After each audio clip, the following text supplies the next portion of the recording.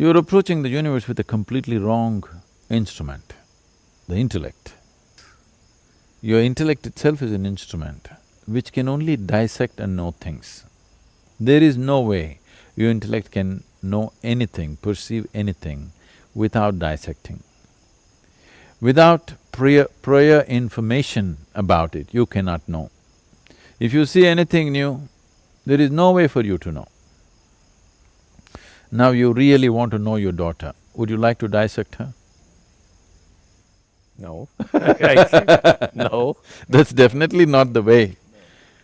But with intellect, you can only dissect her. You'll call it analyzing, but it's dissection. Yes. So by dissecting, you can know all kinds of details, but you will not know the real thing. So whether you take a flower or a human being or a tree or an animal, by dissection you're not going to know anything. You will only know the physical parts of it. The sum of this physical parts still does not make the whole. So you, with the foot scale, you're trying to measure the depth of the ocean. You will come with wrong conclusions. So, I mean, the fundamental… So I'm saying keep that aside and let's talk without your intellect, let's see. Try, make an effort. All right, I'm going to leave my… because without the intellect, there's no question. No, there are questions in the universe without intellect. All right, let me try without my intellect. Nothingness is not a question. No, don't go into abstract things like that. So I don't know what to do if I… because The very human existence right now is a question. There is a longing to know, that itself is a question. Yes. But the longing to know is being right now unfortunately channelized through an instrument which is incapable of knowing. So I'm saying, you have a longing to know, which is a big question mark by itself. Try to direct this question mark without the use of your intellect. Don't sit there and try to dissect me, you'll not get anything. If you cut me, you'll only get what you will find in a frog or a goat, the same heart, liver, kidney. You will not find enlightenment in my kidneys. If you want to know this, you must keep that aside and still pursue the question. So you have That's to… what she is. She's the question without the intellect. No, I'm saying when you go to her, you have to go with your heart. You can't go with your intellect. If you go with your intellect, what is there? One black form like this? What is this? It's nothing. But you ask people who just walked in, it just hits them. It's an explosion of energy. But if you go there with your intellect, what is there? Simply madness. So is madness wrong? I thought everybody's trying to be sane. Okay, so let's not be sane for a while. Let's be mad. The thing is, human beings are always trying to do mildly insane things because their sanity is so restrictive. Their sanity is just crushing them within themselves, so they want to do something crazy. They're not trying to do something crazy, they're trying to break the trap of their own intellect. Intellect thinks logically. Within the frame of the logic, they feel trapped, but they don't understand it is they who are building the trap. Even a spider has the intelligence to build a trap for somebody else, not for himself. Right. Human beings using their fine instrument of an intellect and building a trap for themselves, and they feel trapped in that logic. Now they want to do something crazy. Essentially crazy means something illogical, something does not synchronize with the intellectual process.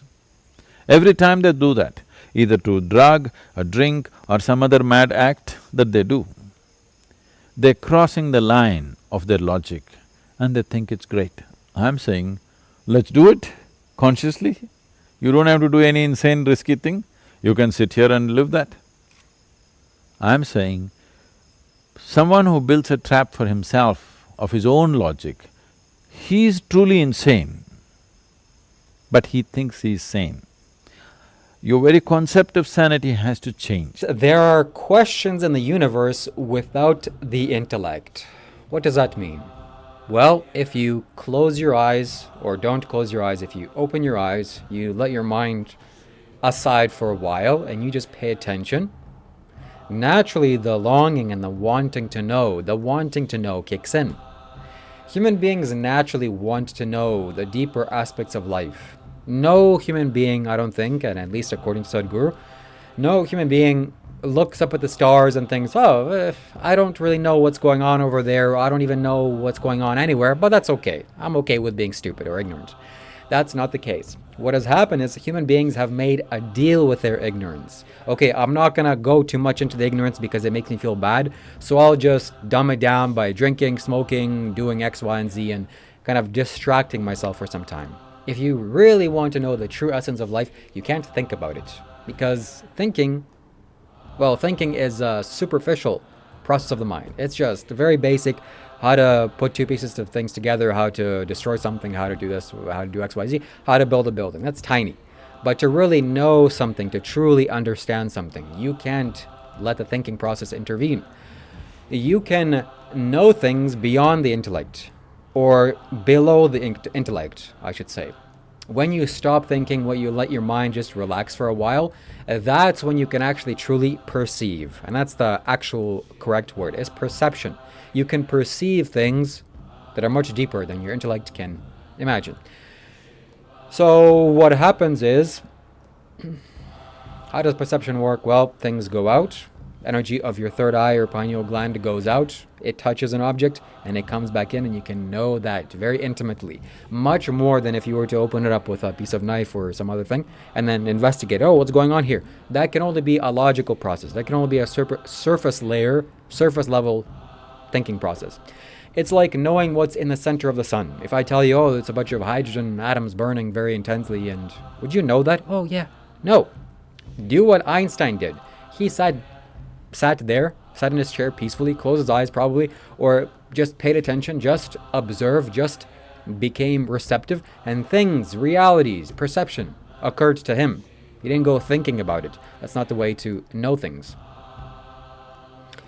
So Linga Bhairavi temple, the temple that you saw in this video, is a good example of this, meaning that you have to keep your thinking mind aside for some time if you want to go and actually experience this, because it is an experience. It's not you sitting there and, oh, what's going on here? Oh, she has 10 arms. What does that mean? Oh, there's fire going on. What is that? What is that? That's only going to cloud your mind. That's going to cloud the surface, and you're not going to know anything. You're going to be just sitting with your mind, with your silly little thoughts, your puny thoughts, thinking things. That's not worthwhile. What you do is you shut the thinking part off. That's okay. You're not going to understand it anyways. Just relax and experience. Whoa, there's something mystical going on. There's something deep, magical going on. It's an occult process. It's phenomenal. Fantastic. You should go there, by the way, physically, in person, to see the Linga Bhairavi temple. So at the end of this video, Sadhguru says something along the lines of, you can sit and do everything that the wild people are trying to do, meaning they're trying to destroy their ego by going and doing illogical things like jumping off of airplanes and buildings and flying with kites and whatever they're doing. But you can do that inside. You don't have to do wild and dangerous things to break limitations of human boundaries or human limitations. You can do that sitting in your chair, in your room, with your eyes closed, and just like that, you can break every and any limitation that is inside of you. And